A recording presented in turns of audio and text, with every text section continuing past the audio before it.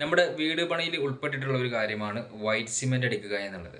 നമ്മുടെ വീട് തേപ്പൊക്കെ കഴിഞ്ഞതിന് ശേഷം വൈറ്റ് സിമെന്റ് അടിക്കും. ഇപ്പോൾ ഒട്ടുമിക്ക ആളുകളും വൈറ്റ് സിമെന്റ് അടിക്കുന്നത് സ്പ്രേ ഉപയോഗിച്ചിട്ടാണ് വൈറ്റ് സിമെന്റ് അടിക്കുന്നത്. പണ്ട് കാലങ്ങളിലൊക്കെ ബ്രഷ് ഉപയോഗിച്ചിട്ടായിരുന്നു വൈറ്റ് സിമെന്റ് കൊടുത്തിരുന്നത്. പക്ഷെ ഇപ്പോൾ അത് സ്പ്രേ ആയി മാറിയിട്ടുണ്ട്. ആളുകൾ ലാഭം നോക്കിയിട്ട് അതിലേക്ക് മാറിയിട്ടുണ്ട്. പക്ഷെ ആ ലാഭം പിന്നീട് ഒരു നഷ്ടമായി കൊണ്ടിരിക്കുകയാണ് ഇപ്പോൾ. അതുമായി സംബന്ധിച്ചിട്ടുള്ള ഒരു വീഡിയോ ആണ് ഇവിടെ നിങ്ങൾക്ക് കാണിച്ചു തരുന്നത്. നമുക്ക് നേരെ വീഡിയോയിലേക്ക് കടക്കാം. അതിലൂടെ ഞാൻ നിങ്ങൾക്ക് കാര്യങ്ങൾ പറഞ്ഞ് മനസ്സിലാക്കി തരാം. വൈറ്റ് സിമെൻറ്റ് സ്പ്രേ ചെയ്താൽ എന്താണ് പ്രശ്നം എന്നുള്ളത്. ഈ കാണുന്ന വീഡിയോ എനിക്ക് ജസ്റ്റ് സോഷ്യൽ മീഡിയയിൽ നിന്ന് ലഭിച്ചിട്ടുള്ളതാണ്. ജസ്റ്റ് നിങ്ങൾക്ക് കാണിക്കാൻ വേണ്ടിയിട്ട് മാത്രം ഇതെടുത്തു എന്നുള്ളൂ.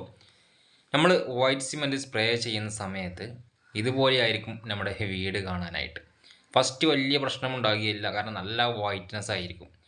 പിന്നീട് അത് ഈ ഒരു അവസ്ഥയിലേക്കായി മാറും. കൂടാതെ നമ്മൾ ഈ സ്പ്രേ ചെയ്യുന്ന സമയത്ത് വൈറ്റ് സിമെൻറ്റ് നന്നായിട്ട് ചുമരിൽ കയറി പിടിക്കും. അതായത് നമ്മൾ ഈ ബ്രഷിനടിക്കുന്ന സമയത്ത് നമ്മൾ ചുമരൊക്കെ നനച്ചതിന് ശേഷം മാത്രമാണ് അടിക്കുക. അങ്ങനെ അടിക്കുന്ന സമയത്ത് നമുക്ക് സ്മൂത്തായിട്ട് അടിക്കാനായിട്ട് സാധിക്കും. എന്നാൽ സ്പ്രേ ചെയ്യുന്ന സമയത്ത് ഈ വൈറ്റ് സിമെൻറ്റ് എന്ന് പറയുന്നത് തന്നെ ഒരു പെട്ടെന്ന് ഡ്രൈ ആയി പോകുന്ന ഒരു സംഭവമാണ്. സ്പ്രേ അടിക്കുന്ന സമയത്ത് അത് 2-3 തവണ ഒരേ സ്ഥലത്ത് തന്നെ ഇങ്ങനെ വന്നുകൊണ്ടിരുന്നാൽ അവിടെ നല്ല റഫായിട്ട് മാറും. നമ്മൾ ഈ ടെക്സ്ചറൊക്കെ ചെയ്യില്ലേ ചുമരിൽ, ഏകദേശം അതുപോലെയായിട്ട് മാറും.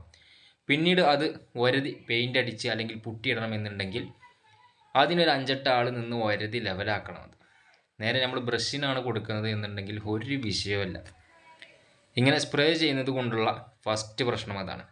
പിന്നീട് ഇത് 2-3 കോട്ട് എങ്ങനെയായാലും ഇത് സ്പ്രേ ചെയ്യേണ്ടതായിട്ട് വരും. എന്നാൽ മാത്രമേ ഇത് കവറിങ് ആയിട്ട് ലഭിക്കുകയുള്ളൂ. അങ്ങനെ ചെയ്യുന്ന സമയത്ത് ചില ഭാഗങ്ങളിൽ പൊള്ളച്ച് നിൽക്കാനായിട്ട് സാധ്യതയുണ്ട്. അതായത് കൂടുതൽ വൈറ്റ് സിമെൻറ്റ് കയറി അവിടെ അടർന്നു പോരാനായിട്ടുള്ള സാധ്യതയുണ്ട്. അപ്പോൾ അങ്ങനെയുള്ള ഭാഗങ്ങളിൽ വീണ്ടും നമ്മൾ പുട്ടിയിട്ട് കൊടുക്കേണ്ടതായിട്ട് വരും. അങ്ങനെ ഒരു പ്രശ്നം കൂടി ഇതിലുണ്ട്. കൂടാത്തതിന് നമ്മുടെ ജനലിലും അതുപോലെ തന്നെ കട്ടിലിലുമൊക്കെ നിറച്ച് ഈ ഒരു വൈറ്റ് സിമെൻറ്റ് തെറിച്ച് പാറിക്കിടക്കുന്നുണ്ടാകും. ഇത് ക്ലീൻ ആക്കണമെങ്കിൽ തന്നെ വേണ്ടി വരും ഒരു 10-15 ആളുടെ പണി. ഇത് വരതി പിടിച്ച് ലെവലാക്കണമെന്നുണ്ടെങ്കിൽ ഇത്രയേറെ നഷ്ടമായിട്ടുള്ള ഒരു പരിപാടിയാണ് ഈ വൈറ്റ് സിമെൻറ്റ് സ്പ്രേ. കൂടാതെ ഏറ്റവും കൂടുതലായിട്ട് ഇതിൽ ശ്രദ്ധിക്കേണ്ട കാര്യമെന്ന് പറയുന്നത് ചുമര് വളരെ റഫായിരിക്കും. ഇതുപോലെ ആയിരിക്കും നിങ്ങളുടെ അവസ്ഥ. ഈ ഒരു വീട് നിങ്ങൾ ജസ്റ്റ് ഒന്ന് കണ്ടു നോക്കുക. ഈ ജനലുമേലും ആകെ പാറി കിടക്കുകയാണിത്.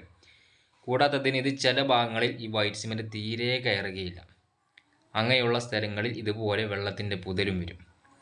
പിന്നെ നമ്മൾ ഒരു വീട് ബ്രഷിനാണ് വൈറ്റ് സിമെൻറ്റ് അടിക്കുന്നത് എന്നുണ്ടെങ്കിൽ ഒരു നോർമൽ വീടിന് 2 ചാക്ക് വൈറ്റ് സിമെൻറ്റ് ഉണ്ടെങ്കിൽ അത് മുഴുവനായിട്ട് അടിക്കാനായിട്ട് സാധിക്കും. ഇവിടെ 5-6 ചാക്ക് വേണം ഒരു വീടടിക്കാനായിട്ട്. കാരണം ഇത് മുഴുവനായിട്ടും ചുമരിലല്ല, കാറ്റിലൂടെ പാറിപ്പോവുകയാണ് കൂടുതലായിട്ടും. അങ്ങനെയാണ് സംഭവിക്കുന്നത്. ഇങ്ങനെയുള്ള കാര്യങ്ങളൊക്കെ ഇതിൽ ശ്രദ്ധിക്കേണ്ടതായിട്ടുണ്ട്. അപ്പോൾ നമ്മളൊരു വൈറ്റ് സിമെൻറ്റ് സ്പ്രേ ചെയ്യുന്നത് കൊണ്ട് നമുക്ക് പ്രത്യേകിച്ച് ലാഭങ്ങളൊന്നുമില്ല, നഷ്ടങ്ങൾ മാത്രമേ ഉള്ളൂ. കാരണം നമുക്ക് കോസ്റ്റ് കൂടുതലാണ്, കുറേ ചാക്ക് സിമെൻറ്റ് വേണം. അതുപോലെ തന്നെ ഈ ഒരു വൈറ്റ് സിമെൻറ്റ് അടിച്ച് അവർ നല്ല വൃത്തിക്കാക്കിയിട്ട് അവർ പോകും. അതിന് ശേഷം പിന്നീടാണ് പെയിൻറ്റേഴ്സ് വരുന്ന സമയത്താണ് കൂടുതൽ പണി വരിക. അങ്ങനെയാണ് കാര്യങ്ങൾ കിടക്കുന്നത്. അവരുടെ ഈ ക്ലീനിങ് എന്ന് പറയുന്ന സംഭവം തന്നെ, നമ്മുടെ പേപ്പർ എടുത്ത് ക്ലീൻ ചെയ്യുന്ന സംഭവം എന്ന് പറയുന്നത് തന്നെ വളരെ റിസ്ക് പിടിച്ചിട്ടതും അതുപോലെ തന്നെ വളരെ കൂടുതൽ സമയമെടുക്കുന്നതുമായിട്ടുള്ള സംഭവമാണ്.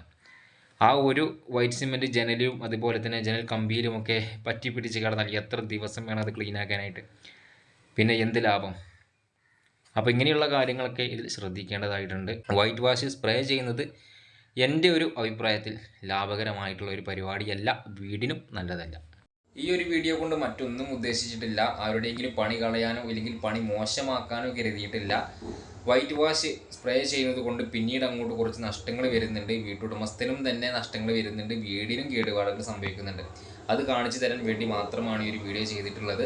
ഒരു കാരണവശാലും വീട്ടുകാർ പെയിൻറ്റിങ് കൊടുക്കുന്ന സമയത്ത് ഈ നിങ്ങൾ സ്പ്രേ പണിക്കാരല്ലേ, നിങ്ങൾക്ക് തരില്ല എന്ന് പറഞ്ഞ് മറ്റൊരാളെ കോൺടാക്റ്റ് ചെയ്യരുത്. ആ സ്പ്രേ പണിക്കാരെ വെച്ച് തന്നെ ബ്രഷിനടിച്ചോളൂ എന്ന് പറഞ്ഞിട്ട് അവർക്ക് ജോലി കൊടുക്കുക. കാരണം കൂലിപ്പണിക്കാരാണ്, അതിൻ്റെ ഒരു രീതി അങ്ങനെയാണ്. അപ്പോൾ ആരെയും മോശമാക്കാൻ വേണ്ടി ചെയ്തതല്ല എന്ന് ഒരു വട്ടം കൂടി പറയുന്നു. പോസിറ്റീവായി എടുക്കുക.